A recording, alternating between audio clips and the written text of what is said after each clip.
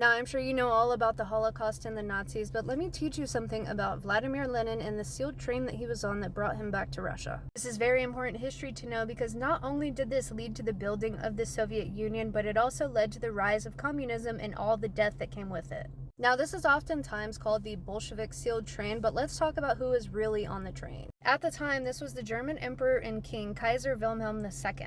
He was in a two-front war with Russia and the Allies, and he made a drastic move where he partnered with the Bolsheviks because he believed that the Bolsheviks were going to dismantle Russia. So he ends up arranging the train that goes across Europe that brings the Bolsheviks back to Russia. But little does he know it's going to cost him his crown and the King of Bavaria's crown as well. Later on, when Hitler came to power, you would have thought he would have learned from this situation, but obviously he did not because he ends up making a deal with the Soviets as well that cost him a lot. Okay, so there were 32 passengers aboard the sealed train, 30 of which were Russian, 20 of which were non-Bolsheviks, such as the Mensheviks and members of the Jewish Bund. Now, the history that I learned is that the Mensheviks and the Bolsheviks broke up a lot longer before this, but for some reason they were always together. Now, they say this was a request by the exiled Vladimir Lenin, but why did they agree? So we had Lenin, his wife, a prominent feminist, another Bolshevik, propagandist, another Bolshevik, another Bolshevik. Like I said, there were 32 passengers, 14 of which were Jewish. You had 6 members representing the Jewish Labor Bund, and you also had 8 Bolshevik and Menshevik allies. That means that almost half of the people on that train were Jewish. The RSDLP was made up of a combination of Bolsheviks and Mensheviks. Now, these groups of people continued to meet over and over and over again all over Western Europe while they were exiled. And then they had a unity conference right before the war. Now, in July 1914, which is coincidentally the same month that World War I started,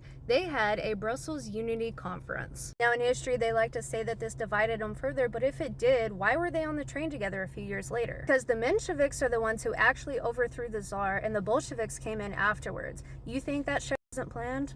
I'm not buying it. Now, the main reason I'm not buying it is because of the timeline. So, in March 1917, the Mensheviks overthrew the Russian Tsar. In April 1917, Lenin and everybody else were on their way over to Russia. If the Mensheviks and the Bolsheviks had fundamental differences that they could not reconcile, why were they on the train together 1 month after the Mensheviks already had power? I think it's because they were working together. What do you think? Don't let them manipulate you with the one-sided history that you learned.